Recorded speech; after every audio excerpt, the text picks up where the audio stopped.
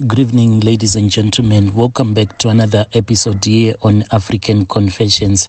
There is a message that I want to share with you guys, and this message, it comes from a translation of a message that I received. The translation of that message, it reads like this. Hello, my brother, how are you? Can you please post my story as hidden identity? My story, well, it goes on like this. My friend and I, we went to Mozambique to collect this other charm so that we can expand in our business. As you know that life in our country, it is very terrible. Everyone is just hustling. It pains me a lot, my brother, because I am actually a woman who holds a degree in another country. If I was born in another country, I could be owning a house, I could be owning a car. But situation in our country, it is very difficult. So I then started selling soon after the passing away of my husband.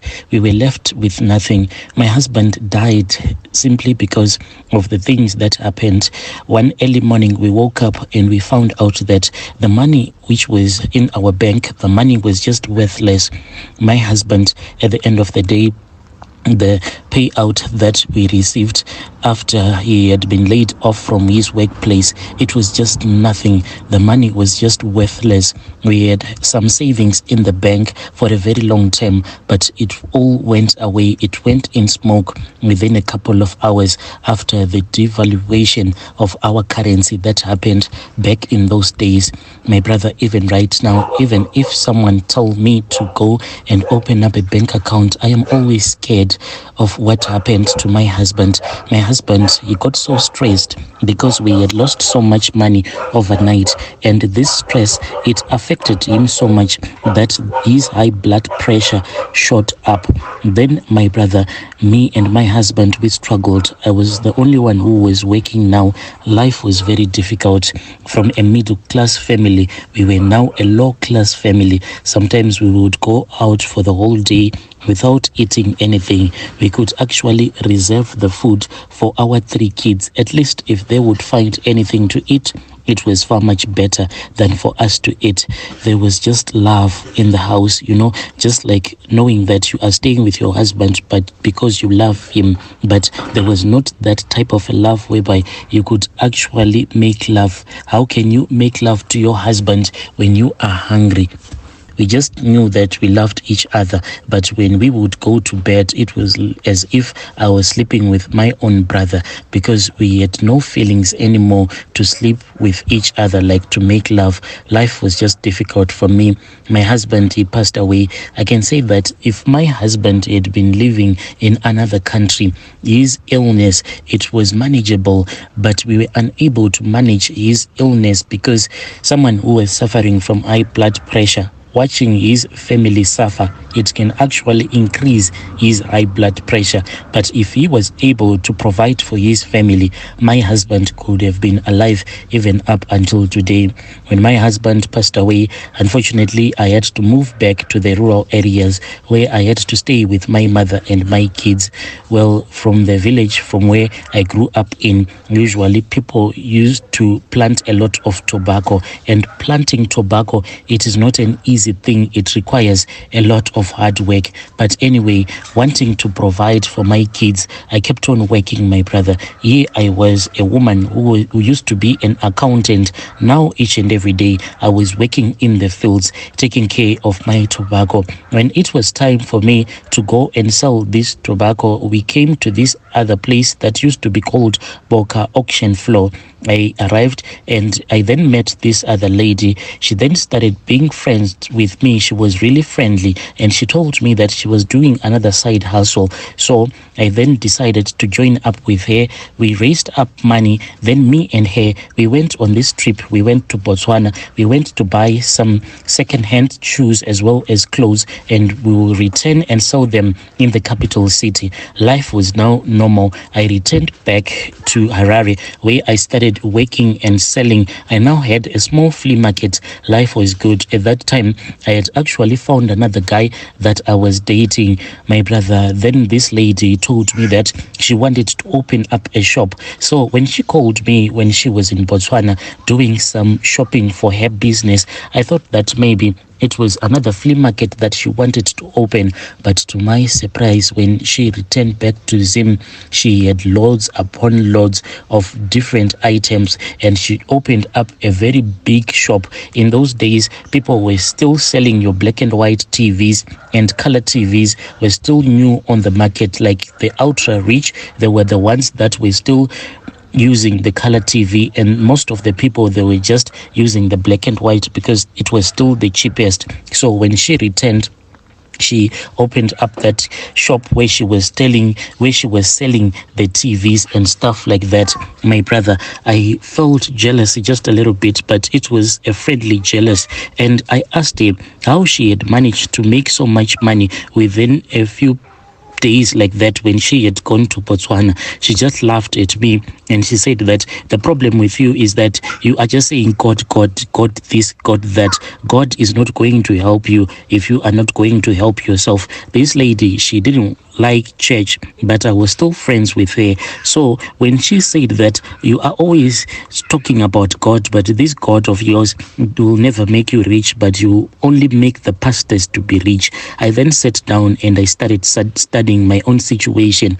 And indeed, I started to see that what this friend of mine had told me was the truth. So I wanted to know what was the root of all of her wealth that she was now getting. I said, is it her ancestors that were now giving her all of this money? When the next morning came, I went and I spoke with my friend and I asked her, what is it that was making her to become rich overnight like this? She laughed and she said that, well, she had met with this other man who became her boyfriend. So when she traveled to her boyfriend's place there in Mozambique, that was when she went deep into the rural areas with her boyfriend, and she was given these other charms. I said, what type of charms? And she said, if you are willing, I can take you to that place. So after I had sold some of my stuff, I then asked my friend to take me there to Mozambique where she had gotten her charms. So me and her, we went to Mozambique. At that time, my friend, she had already bought a car and we traveled to Mozambique with her car. When we arrived in that village, my brother, then I saw that this healer, he was quite powerful, a very powerful traditional healer.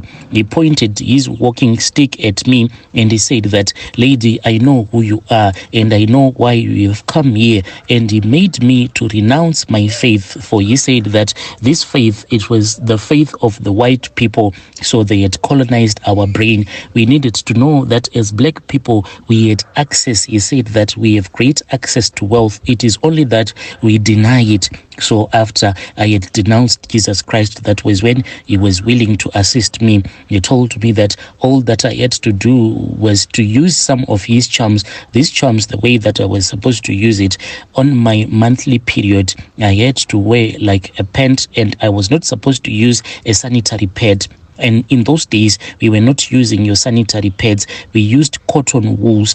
That was what we used to use. So he said that I was not supposed to use the sanitary pad. I only had to put that charm that looked more like a big leaf. And each and every month, this was after I had accepted that big charm in form of a leaf that he had given me. It would disappear. Like I would wear it when I am going to bed. Throughout the night, it will be collecting my menstrual blood. Then early in the morning, when I would wake up just close to my pillow, I would find out that there will be money, a lot of money that will be close to my bed, and that leaf, it would have disappeared.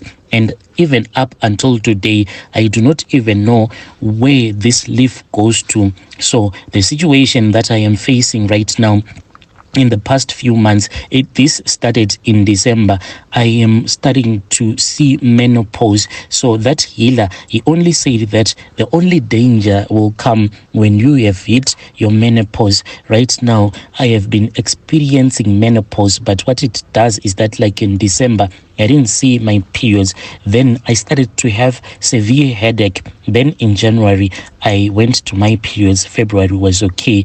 Right now, my brother, I am still waiting to go on my periods, because usually I go within the first few days of the next month, but I am still waiting. I have not yet seen my periods. Right now, what happens is that I get so dizzy and I can see flashing lights in my eyes. When I close my eyes, I can see sort of like stars that will be moving around in my eyes. There will be flashing lights that will be moving over whenever I have closed my eyes. So I am afraid, like, what did this healer mean when he said that the danger will only come by the time that I would have hit menopause? As for that friend of mine, she died in a collision. She had a collision with a bus as she was traveling along the Masvingo highway. So I do not have anyone that can assist me. My only friend that knew my secret passed away, and she died a very painful death. So I do not know if this what that traditional healer meant when he said that the only danger will come by the time that I will hit menopause. My brother, I will be updating you whenever something will come up. But as for now, I have been trying to go around visiting some healers. Yo, dear listeners, right there was a message that I received. This message was sent to me by one of our dear sisters, and we had to give you this translation. Yo, Africa, strange things do happen in this world.